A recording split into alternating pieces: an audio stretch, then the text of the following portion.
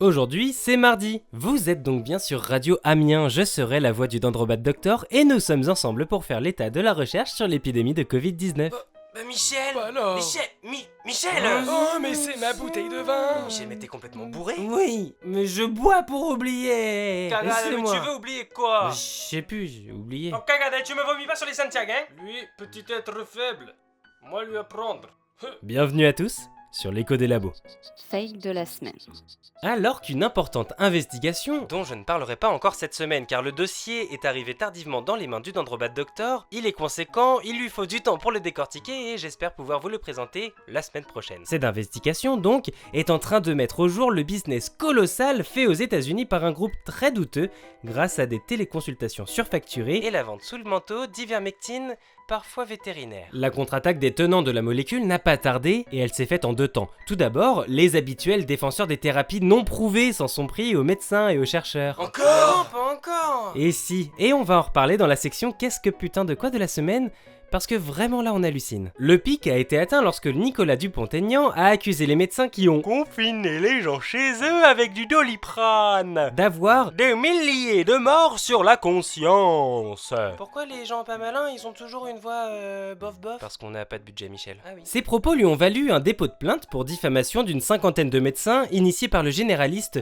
Jérôme Marty. Marty! Surfant sur la polémique, une nouvelle fake news s'est répandue sur la toile comme une traînée de poudre. Comme si on avait vraiment besoin, alors. Le Doliprane serait toxique pour les malades du Covid. Waouh, Michel, t'as des infos là-dessus? Non, pas encore, je cherche. On n'a pas la moindre source. Non, rien du tout. Même pas une étude trafiquée. Non, pas encore. Une étude mal interprétée, peut-être. Mais que puis-je, je vous dis? Il semblerait juste que ça sorte de nulle part. Si le paracétamol peut atténuer certains symptômes, Comme la fièvre ou les maux de tête. aucun impact sur le déroulé de la maladie, dans un sens comme dans l'autre, n'apparaît nulle part dans la littérature scientifique. En revanche, le surdosage du paracétamol, comme pour à peu près n'importe quel traitement, est toxique. Et si un patient a des symptômes qui ne cèdent pas malgré une prise quotidienne de 3 grammes, il convient de consulter pour trouver un traitement plus approprié. Le surdosage du paracétamol est en effet rapidement et violemment toxique pour le foie. L'automédication, même avec des traitements du quotidien, n'est jamais sans danger. Découverte de la semaine. Avec l'apparition des variants, Comme dans Loki. une première question s'est posée. Comment ne pas se faire doubler par les mutations virales? Faut courir très très vite. Dis donc Michel, t'avais pas une gueule de bois au début de l'épisode toi? Puis une autre question s'est ensuite posée. Peut-on prévoir les mutations du virus afin d'adapter les vaccins avec un coup d'avance? Désormais, suite aux travaux d'une équipe de Singapour, une question encore plus ambitieuse se pose. Et s'il était possible non seulement de prévenir tous les variants de cette épidémie, mais en plus toutes les épidémies à venir de la même famille? C'est la position de l'équipe, suite à leur étude, disponible en description, sur le cas très particulier de patients ayant survécu à l'épidémie de SRAS et étant double vaccinés contre le Covid. L'équipe s'est aperçue que les échantillons prélevés sur les 8 patients du groupe survivant du SRAS vaccinés Sur les 48 de l'ensemble de l'étude. montraient une immunité non seulement au SARS-CoV, ainsi qu'au SARS-CoV-2, mais également à 10 autres souches de la même famille, jamais rencontrées par aucun des patients. Les chercheurs estiment qu'il faut consolider ces résultats avec des groupes plus larges de patients. Ce qui présente quelques difficultés puisque l'épidémie de SRAS a touché environ 8000 personnes dans le monde. Et avoir un très grand échantillon de survivants vaccinés volontaires ne sera sans doute pas évident. Mais l'étude montre qu'il est possible, si on parvient à comprendre le mécanisme de cette immunité croisée, de mettre au point un vaccin qui protégerait contre l'intégralité du sous-genre Sabercovirus. Cela permettrait d'endiguer donc cette épidémie, mais aussi, peut-être, la suivante. Oui, enfin ça c'est si les gens veulent bien se faire vacciner. Oh là là, t'es trop pessimiste. Écoute Michel, s'il y avait une invasion de zombies et qu'on avait un vaccin, je pense qu'il y aurait quand même des gens qui seraient contre ce vaccin. Oui bah ça existe pas les zombies. Bah t'as qu'à voyager dans le temps pour aller voir. Oh j'avoue. Piste de la semaine. Antidépresseurs. Les résultats intermédiaires de l'essai canadien Together, disponible en description, ont montré des résultats encourageants. Comment ça des dépresseurs? L'administration précoce de fluvoxamine, qui est un inhibiteur sélectif de recapture de la sérotonine, utilisé dans les traitements des troubles dépressifs majeurs, semble protéger les patients et réduire les risques d'être hospitalisés. Si les résultats se confirment, il s'agirait donc du premier traitement précoce ayant fait ses preuves. Oui, mais Big Pharma... Avant qu'on nous ressorte les marronniers habituels, ce truc coûte 3,35€ la boîte de 30 comprimés. Voilà. Impasse de la semaine. Origine. La recherche sur les origines du SARS-CoV-2 est au point mort, déplorent les experts de l'OMS. En raison du déclin relativement rapide des anticorps naturels, les chercheurs craignent que les preuves des premières infections soient en train de disparaître. L'équipe de 17 experts internationaux se plaint que la Chine demeure très réticente à communiquer les données brutes sur les 147 premiers cas identifiés. Et a rejeté la demande de l'OMS d'une nouvelle enquête sur place, estimant la première suffisante. Selon les chercheurs, la collecte d'échantillons animaux et les prélèvements sur les personnes contaminées avant décembre 2019 va donner de moins en moins de résultats, et la fenêtre permettant de remonter jusqu'à l'apparition de la pandémie est en train de se refermer. Notre source nous vient de la déclaration du groupe d'experts de l'OMS.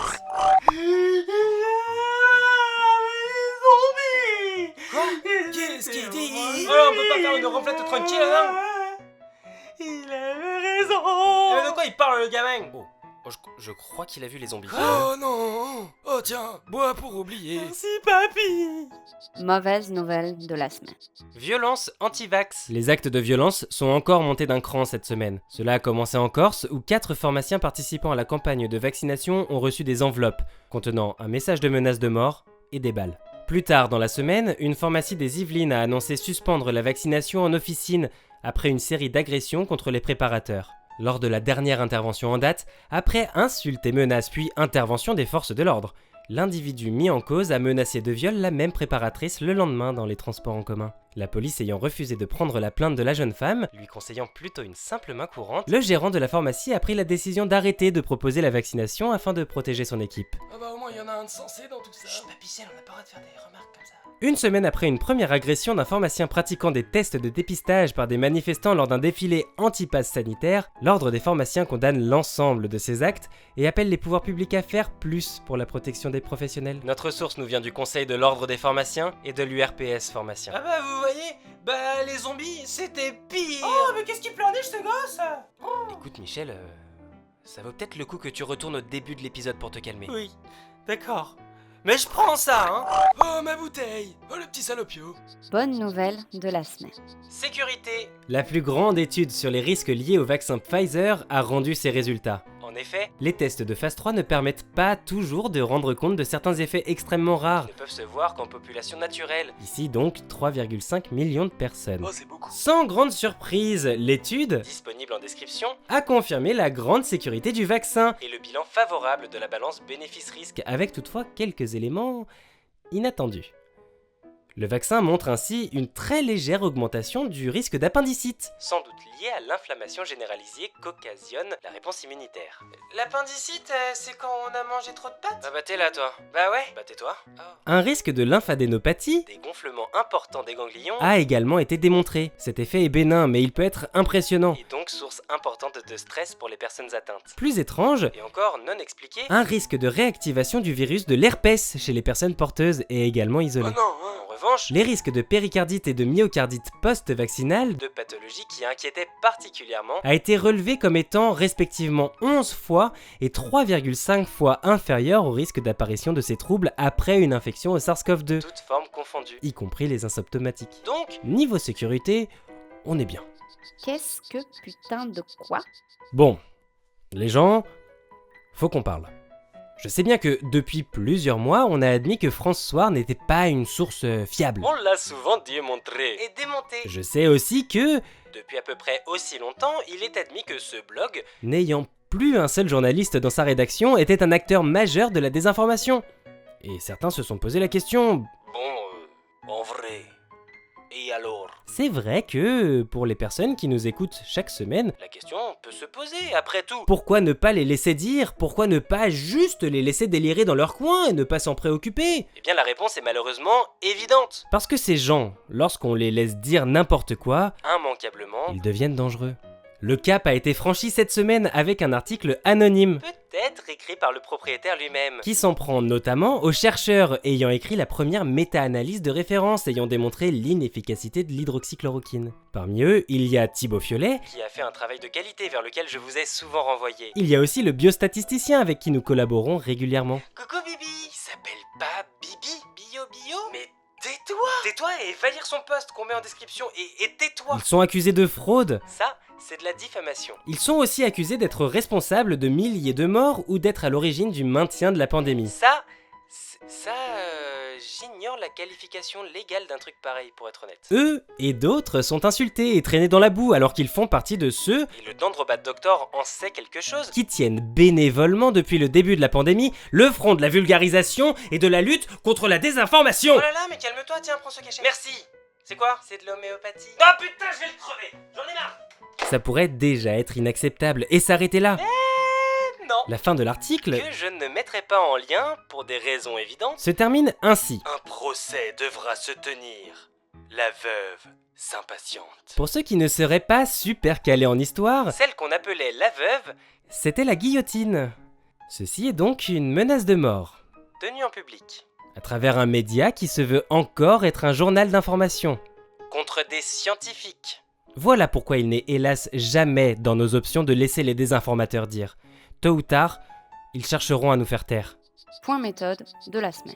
Brandolini à la pâtisserie. Regarde, cette section commence un peu à ressembler à la série des Martines, hein? Bon, Brandolini, c'est un vaste sujet, d'accord? Moi, j'y suis pour rien.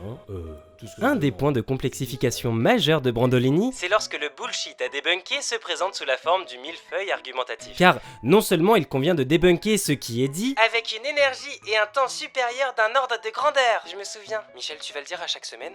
Oui. mais en plus il faut y aller couche après couche et creuser chaque point pour arriver à démontrer que c'est n'importe quoi. Car c'est le principe du millefeuille. C'est de la crème pâtissière. Non. C'est une grosse ramette de papier. Faites-le taire, mais faites-le taire. Oh là là. Qui ferme sa mouille? Le principe du millefeuille, c'est de... Au lieu juste de donner un argument fallacieux ou une information erronée. On empile plein de petits bouts de trucs et on les assemble ensemble. Des petits arguments de très faible valeur argumentative chacun, mais... Qui, pris ensemble, peuvent sembler cohérents et qu'il faut quand même déboulonner un à un. Et comme je peine à réfléchir à un exemple pendant que Michel bidouille encore je ne sais quoi avec ses tartines et son chat. Repose ce chat, Michel! Non, mais c'est... Non, mais c'est pour un truc, t'inquiète, je gère. Faut que t'aies dit ça, ça a brûlé. Moi, mon dentier, il a fondu. Je vous partage celui qui est proposé par Wikipédia. Mais... Wikipédia? Et non, je n'ai toujours pas honte. J'ai vu une vieille sucer des M&M's dans le RERC et cracher la cacahuète car elle n'aimait pas. Cette personne a catalysé toute la honte que j'avais sur moi. Oui, et les crop circles, et les nombreux témoignages, et les statues d'astronefs précolombiennes, oui, et la perfection des pyramides. Vous avez vu tous ces cailloux, vraiment. Les extraterrestres nous rendent visite depuis longtemps, je vous le dis. Chaque argument est nul. Mais l'ensemble donne l'impression de solidité. Et il faudra s'attaquer à chacun d'entre eux, un par un, pour arriver à faire tomber l'argument. Comme ça ne coûte pas cher d'en rajouter un ou deux de plus. Mais que ça coûte beaucoup de temps et d'énergie à les débunker. Brandolini est donc particulièrement friand du millefeuille. Et nous, on fait un peu une petite indigestion. Mais qu'est-ce qu'il faut avec Kali? Mais repose mon chat! Quelqu'un a vu la confiture de myrtille? Oh ça va, je fabrique de l'énergie paradoxale pour ma machine à voyager dans le temps. Quoi? Qu'est-ce que ça dire? En espérant avoir pu apporter un peu de lumière dans le chaos ambiant, Je rends l'antenne et on y retourne la semaine prochaine. car l'épidémie ne se termine pas avec le superbe maquillage de chat pailleté que la nièce du Dendrobat Doctor lui a fait sur son visage. En attendant, prenez soin de vous et des chercheurs qui bossent dur, et autant que possible, restez chez vous. Bisous! Bisous! Et donc on met la tartine sur le dos du chat, et après on le jette en l'air. Oh, y'a le minou qui vient. Vite, branche le récupérateur de paradoxe à la machine, dépêche-toi! Mais c'est fou, le minou veut retomber sur ses pattes, mais la tartine veut tomber du côté de la confiture. Oh là, c'est bon, les batteries sont pleines, débranche! Faut stopper le minou, vite! Mais Michel, mais comment t'as découvert ça? Mais on peut devenir riche! Oh bah c'est super facile! En fait... Oh, regarde, je vais en faire des pantoufles. Ce petit blaireau vient de vomir sur mes Santiago.